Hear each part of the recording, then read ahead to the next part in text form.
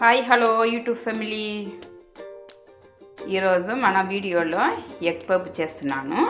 దానికి కావాల్సిన అన్ని ఇంగ్రీడియంట్స్ అన్ని రెడీగా పెట్టుకున్నాను. ముందుగా నేను గుడ్లు ఉడకపెట్టుకొని ఎర్రగడ్డలు అన్నీ తరిగి పెట్టి ఉన్నా. పచ్చిమిరపకాయ, ఎర్రగడ్డ, గుడ్డు అన్నీ ఉడకపెట్టుకొని పక్కన పెట్టినాను.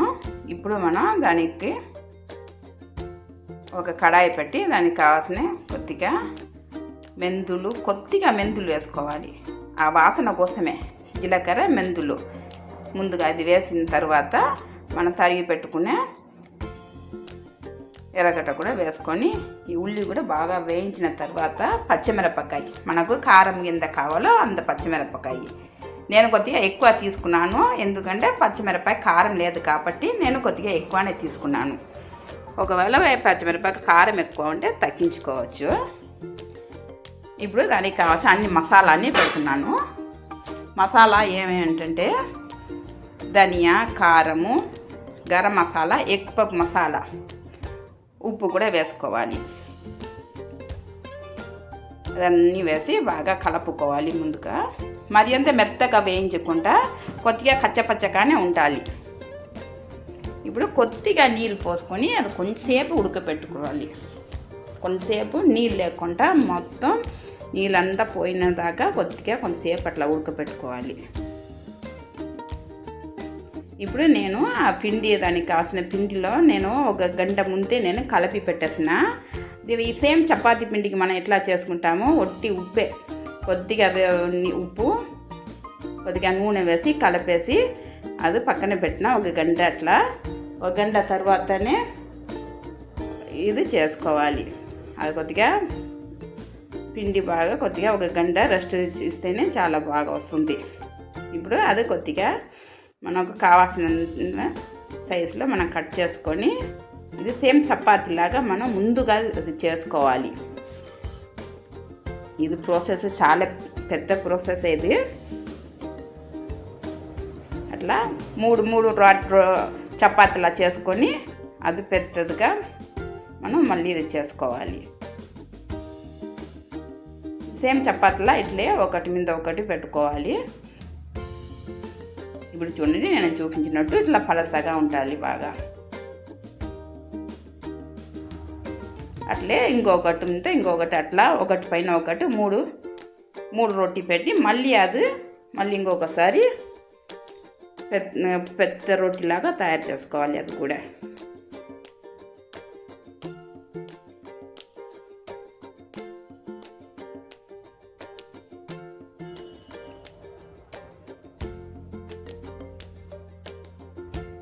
ఇది కూడా అట్లే చూడండి, 3 రొట్టి తయారు చేసేసిన.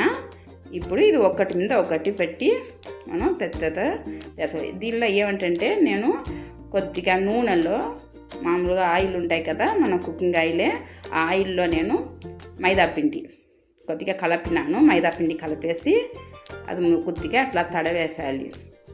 కొద్దిగా అది తడితేనే అది బాగా ఒకటి అండుకోకుండా బాగా లేయర్గా బాగా వస్తుంది.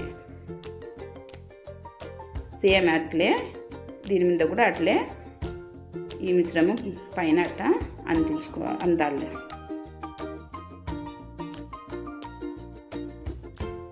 అట్లే కొద్దిగా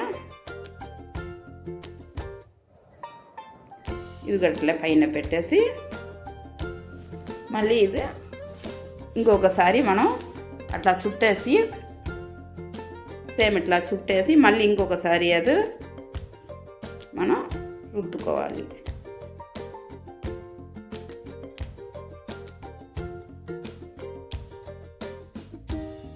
ఇట్లే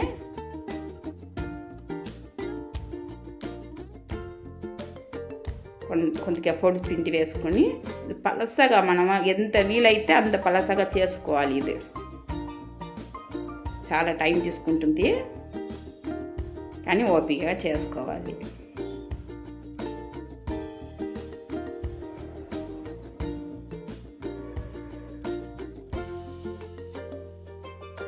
ఇది ఎంత పలసగా మా పిండి వచ్చి చాలా పలసగా చేసుకుంటేనే చాలా బాగుంటుంది.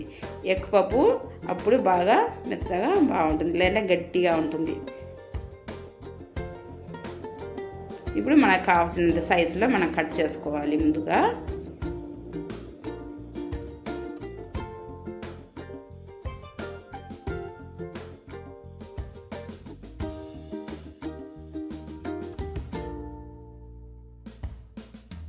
అట్లే కట్ చేసుకొని మనకు ఎక్కువ ఎంత పెద్ద సైజు కావాలంటే పెద్ద సైజుగా కొద్దిగా మన పెద్ద సైజుగా కట్ చేసుకోవచ్చు, లేదంటే చిన్న సైజుగా కట్ చేసుకుంటే సరిపోతుంది.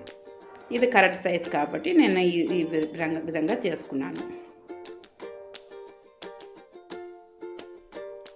అట్లే మనం పక్కన చేసి పెట్టిన ఎర్రగడ్డ ఉంది కదా, ఆ కూర కూడా దాంట్లో పెట్టేసి సోహం ఎగ్గు కట్ చేసి దాని మీద పెట్టి ఇట్లా చుట్టేసేయాలి. ఆవలు ఉంటే ఆవల్లో కూడా మనం చేసుకోవచ్చు. నేను నూనెలోనే ఫ్రై చేస్తున్నా. చూడండి అయిపోయింది, అంత చుట్టేసినాం కదా. ఇప్పుడు ఇది ఫ్రై చేసుకోవాలి. అట్లా ఒకటొకటిగా వేసుకొని లో ఫ్లేమ్లోనే ఉండించాలి.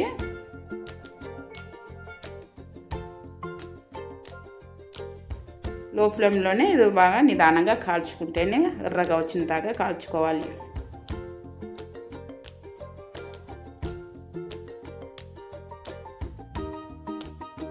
చూడండి ఈ కలర్ వస్తే సరిపోతుంది.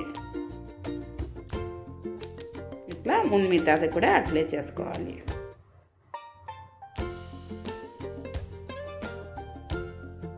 దెన్ అయిపోయింది చూడండి.